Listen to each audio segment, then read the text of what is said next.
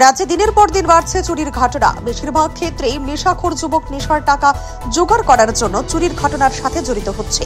Police কিছু ঘটনার কুল কিনারা করতে পারলেও আবার কিছু ঘটনার কোনো ধরনের কুল কিনারা করতে পারেন না। অধিকাংশ ক্ষেত্রে পুলিশের গাফিলতি নিয়ে প্রশ্ন তোলে সাধারণ মানুষ। এবার রামঠাকুর মন্দিরে চুরি ঘটনাটি ঘটে ইন্দ্রনগর জগৎপুর স্থিত রামঠাকুর মন্দিরে। স্থানীয়দের কাছ থেকে জানা যায়, এক চোর রামঠাকুর মন্দিরের তালা ভেঙে প্রায় 40,000 টাকার মূল্যের স্বর্ণালংকার এবং নগদ প্রায় 17,000 টাকা নিয়ে চম্পট দেয়। রবিবার সকালে মন্দিরের দরজা খুলতে এসে গোটা ঘটনাটি প্রত্যক্ষ করে স্থানীয়রা। এমনকি পাশের বাড়ির সিসিটিভি ক্যামেরায় ধরা পড়ে এক যুবক শনিবার গভীর রাতে রামঠাকুর মন্দিরে প্রবেশ করেছে। এদিকে ঘটনার খবর পেয়ে পুলিশ ঘটনাস্থলে ছুটে গিয়ে একটি মামলা হাতে নিয়ে ঘটনার তদন্ত শুরু করে। এখন দেখার বিষয় পুলিশ এই চুরির ঘটনার কোনো কুল কিনারা করতে পারে কিনা। স্থানীয়দের দাবি প্রশাসন যেন চোরকে গ্রেপ্তার করে এবং মন্দিরের জিনিসগুলি যেন উদ্ধার করা হয়। ঘটনাটা তো সকালবেলা আমি রোজই মন্দির খুলতে সেটা তো ঠাকুরের সেবার আয়োজন করি। আজকে গেটটা তালা, এরপরে গেটটা খুললাম। গেটটা খোলার পরে ভিতরে আইলাম, আয়া দেখি ঠাকুরের দরজার তালাটা ভাঙা। এরপরে দরজাটা একটু হালকা আজানো।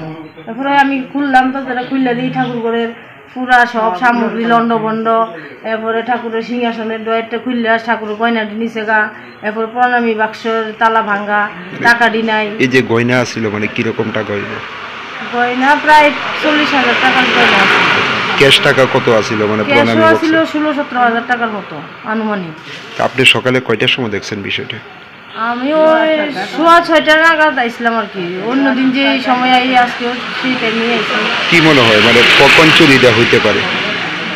আমরা পাশের বাড়িতে একটা ভিডিও সিসি ক্যামেরা ফুটেজ দেখছে, পুলিশ আইছিল, পুলিশ ইনফর্ম করা হয়েছে। পুলিশ আইছিল, ফুটেজটা দেখছে, দেখে টাইমটা বাই করছে 3:15 নাগাদ। ওই ভিডিও ফুটেজের মধ্যে কি ধরা পড়ছে কেউ প্রবেশ করতেছে বা ভাঙচুর করতেছে? হ্যাঁ আছে, ফুটেজটা আছে, মোবাইলে সবার দেওয়া হয়েছে, আমরা গ্রুপেও দেওয়া হয়েছে। এখন কি পুলিশে জানাইছেন আপনি? হ্যাঁ একদম, পুলিশ আইছে, আয়া গেছে, মিডিয়ার লোক আইছে, আয়া দেখে গেছে।